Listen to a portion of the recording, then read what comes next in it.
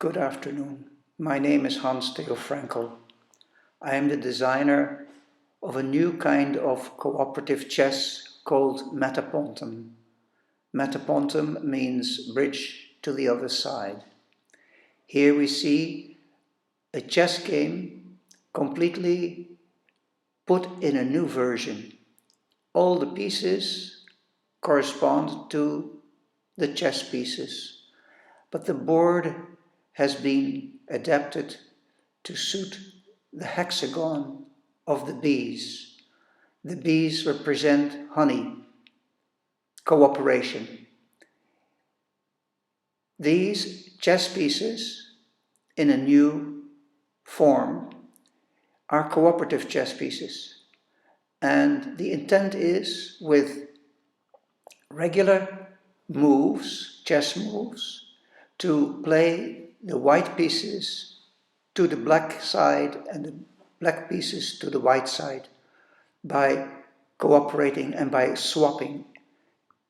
Instead of beating each other, the pieces cooperate, respecting each other's intent, because each side wishes to occupy the other side. Well, here we grant each other that pleasure, because it has been promised there shall be room for each of us on the other side. This is a metaphor. It is also an analogy. It is an analogy of life. We go to the other side. We are pilgrims. Each of the pawns in the front row have a slit in their head, and they can receive a little crown. You see the crowns, the little flames in the side of the board. On the other side, the vertical side, you see beads. With these beads, one counts the moves. 1 to 10, 10 to 100, and the other rows are for honor points. Here pieces redeem each other. Redeeming means that they bring each other to the place of their destination on the other side of the board. This is the short introduction that I can give of this Metapontum game, the bridge across hatred, war, anguish, killing each other, to cooperation and friendliness. Here each move is thought out intellectually so that it corresponds to the possibilities of the other side. It works in principle like a zipper, so that each move catches the next move. Instead of blocking each other, we cooperate and we anticipate what the other side would do. Players also communicate. They talk with each other. The other side can propose another move, and maybe he sees a better move. And if he sees a better move, he explains it. Each move is indicated by the movement of the verge or the staff, the little stick that lies on the middle of the board, so that we can explain the intent of the move visually. It is also meant that people who cannot communicate by language can communicate in sign language, because a fist needs no further explanation. A fist is a sign of, watch out, I'm going to hit you. An open hand is a sign that we accept one another. So this is sign language. In this game we can play with sign language. I could play perhaps with a Chinese, and he with me, and he would understand me in the sign language. Just like a smile is a sign that I like you, and a frown is I don't understand you. So sign language is a very important means of communication. Let that be the short introduction. This is a pioneer, and the pioneer has a slit in his head. In this slit he can receive a crown. This is the equivalent of the rook. It's called Templar. This is the equivalent of the knight, the horse. It signifies the old Chinese culture. This is the bishop or the minister, signifying the culture of the Romans, the ancient Romans. This is the Hindu sign of, it is a double symbol of the Shivalinga, or the female and male components united in one symbol, and also the flame of wisdom. This is the regent, the king with the tetraxis, the 10 points, equivalent of the 10 commandments: do good, don't kill each other, etc.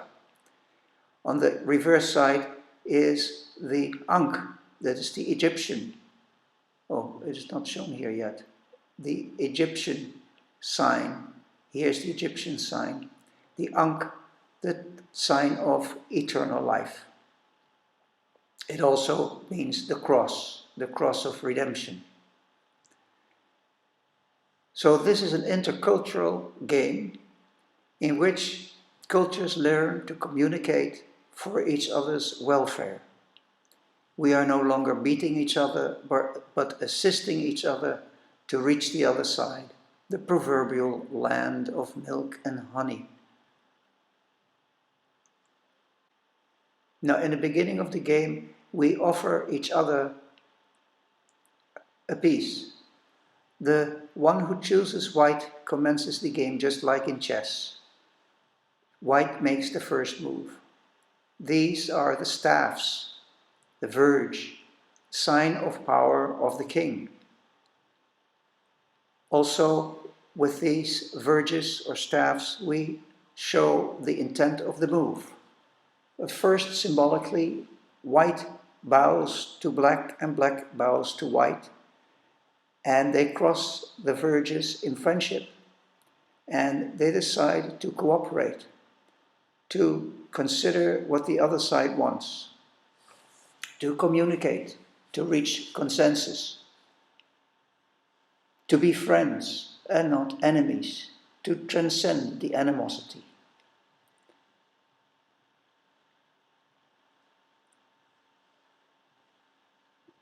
Now, each game, each move is explained with the pointer, with the verge, the staff, so as to make clear the intention of the player.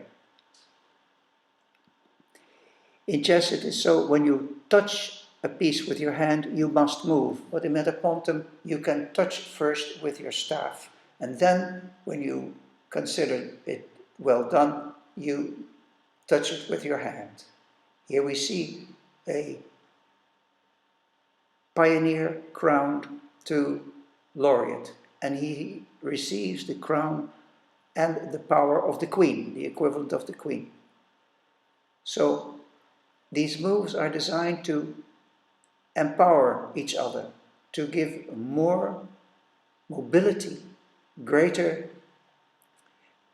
chance to obtain what we want. Every time we see that the pieces exchange place, they swap place. Instead of beating, they exchange place. That is the magic of this game. We don't beat, but we exchange. We swap places. And by doing so, we use our intellect in a positive way instead of a negative way. The verge again shows the power of the piece that is going to move. This is the bishop who exchanges with the pawn. He brings the pawns home, and the pawn remains there for the rest of the game. He is redeemed. And he gets an honor point for that. to redeem each other instead of beating.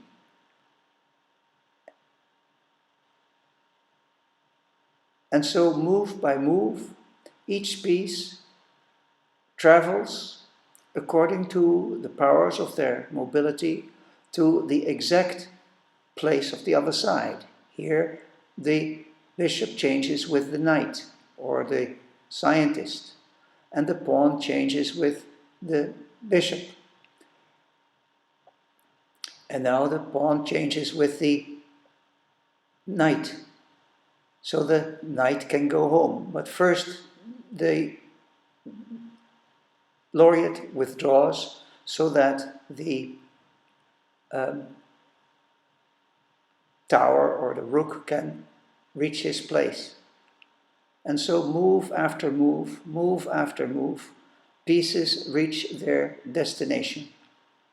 And this is what we want for ourselves. So the thing we want for ourselves, that we give now to the other player. And by doing this, reciprocally, we reach the very end of our destination, the land of happiness. Nobody wants to be unhappy in life. We want to make ourselves happy. Therefore, by making other people happy and doing what they want, all within the bounds of reason, we are being made happy. Because after all, we are not children of perdition, children of the darkness, but we are children of light, children of God. We learn to love each other. We learn to care for each other as it should be, as it was intended. Here you see move after move. Now, most of the white ones from the other side are come in front of the picture, and gradually the last ones are being brought into place. There are 6 laureates, 6 new queens, 6 new princesses. They have the power of the queen. And so in a very rapid succession, all the pieces are one after the other brought home. And this game can be played in such exquisite cooperation that in 33 moves on either side, the pieces can exchange place so that they reach their final destination. Here we see the back line complete. Only the laureates have to pick up the remaining few pawns. The pawns can only move 2 hexes at a time, but with combining them with the power of the laureates, they get great power. So the greater power of the stronger is used to benefit the weaker. And that is the way it should. The stronger should help the weaker and never to beat the weaker. We can also see this in nature. A dove never picks a sparrow, but they respect each other. So mankind is also capable of respecting one another. Here you see the last moves being made. And so we have accomplished the mission that where the blacks were, the whites now stand, and where the whites are, the blacks stand. And we see the positive gain that each side has gained 3 new laureates. So it is not only a win-win situation, this is a win-win plus situation. We get far more power than we had anticipated in the beginning. This is a glorious end.